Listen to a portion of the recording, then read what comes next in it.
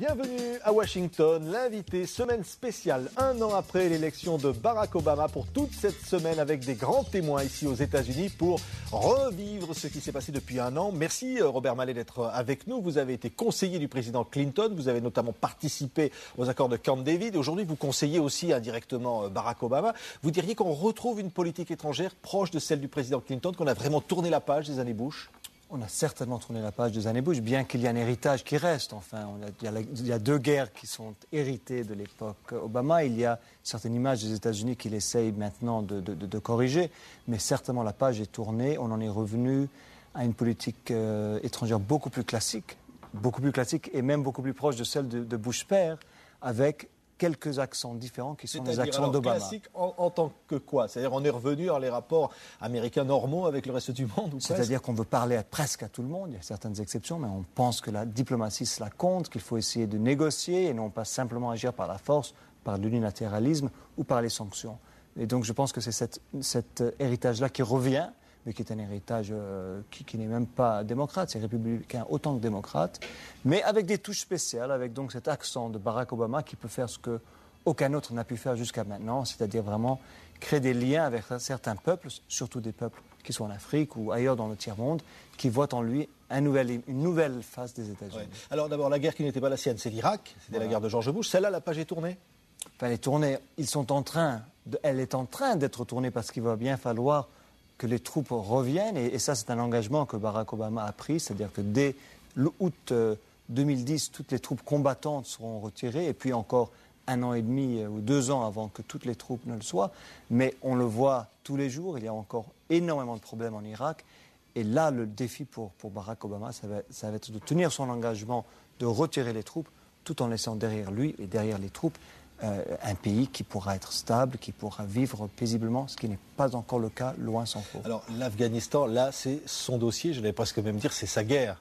Il joue peut-être son mandat ou sa réélection sur ce dossier? Écoutez, on peut dire qu'il joue son mandat sur la réforme du système de santé, sur la reprise économique, sur l'Afghanistan.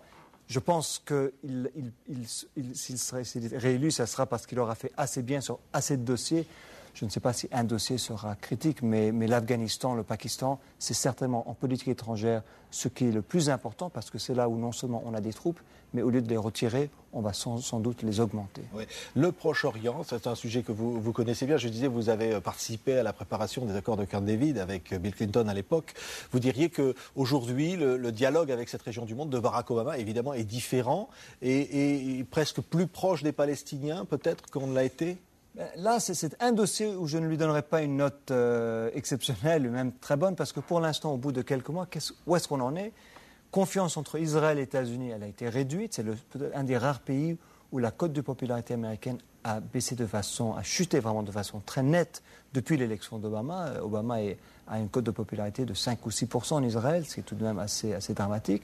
Mais en même temps, les Arabes commencent à se poser des questions parce qu'il n'a pour l'instant rien réussi à faire entre Palestiniens et Israéliens. Donc c'est un domaine où il a tourné la page, mais la page qui est en train de s'inscrire a beaucoup de taches d'encre, a beaucoup de points d'interrogation, parce qu'on ne sait pas encore s'il va pouvoir réussir, ni très bien ce qu'il va essayer de faire. Qu'est-ce qu'il faudrait? Ouvrir un possible dialogue avec le Hamas? Ouvrir des fronts de discussion nouveaux?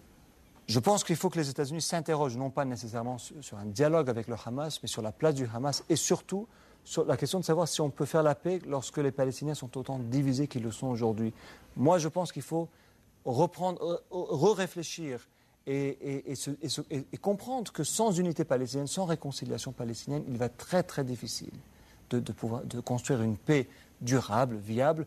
Et donc, on n'en est pas encore là, mais j'espère que l'administration américaine va repenser la question de l'unité palestinienne et voir dans cette unité non pas un obstacle à la paix, mais un ingrédient indispensable. Alors, il y a sur cette question-là des débats qui sont internes aux démocrates et qui sont forts. Vous l'avez conseillé pendant la campagne électorale. Vous avez été la cible vous-même d'attaques en disant vous êtes trop pro-palestinien ou pas assez. On a dit beaucoup de choses, mais non, la question n'est pas là. C'est vrai qu'aujourd'hui, il n'y a pas vraiment de débat politique au sein de l'administration sur la question du dialogue avec le Hamas. Je pense beaucoup de gens pensent, et je suis prêt à l'accepter, que c'est prématuré.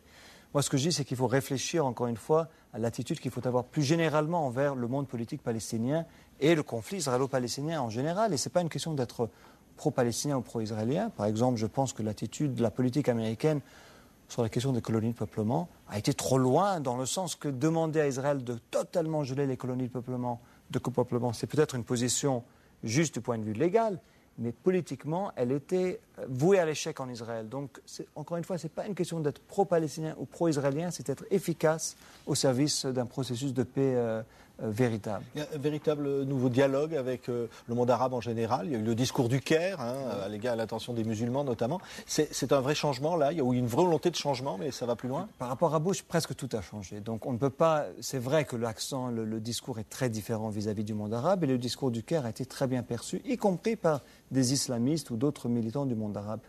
Mais les Arabes, comme d'autres, veulent juger non pas sur les mots, mais sur les actes. Et là, pour l'instant, comme je le disais tout à l'heure, il y a beaucoup de points d'interrogation. On a vu un beau discours au Caire, on n'a pas encore vu le suivi, et on se pose la question de savoir si Barack Obama va pouvoir faire mieux, plus et différemment que ses prédécesseurs. Il y a aujourd'hui une vraie crise de confiance aux États-Unis. On a l'impression que les Américains s'interrogent sur le compte de leur président, en général. Oh, écoutez, c'est normal. Il a été tellement, on a tellement encensé, on en a fait presque un dieu, que c'est normal qu'aujourd'hui les gens en reviennent un peu aux réalités. Et donc, on le voit dans les sondages d'opinion. Il est toujours très populaire, moins qu'il l'était avant. Les lois de la gravité politique sont là, inévitables. La presse aime beaucoup construire pour mieux détruire par la suite.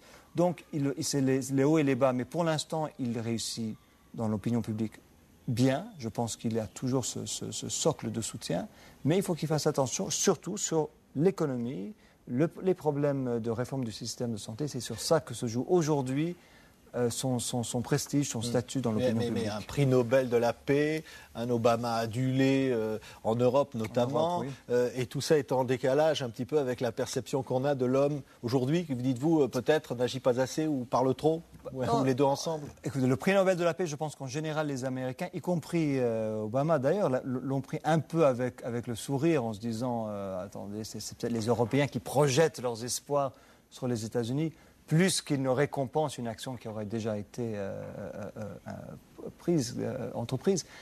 Mais non, je pense que c'est normal qu'après une élection, ou surtout une élection comme celle qui a vu la victoire d'Obama, qu'on passe au sommet de popularité à une popularité, elle est peut-être maintenant à 60%. C'est tout de même pas mal. C'est tout de même pas mal, et je pense qu'ils s'en satisferaient si ça pouvait continuer encore comme ça pendant 3 ans.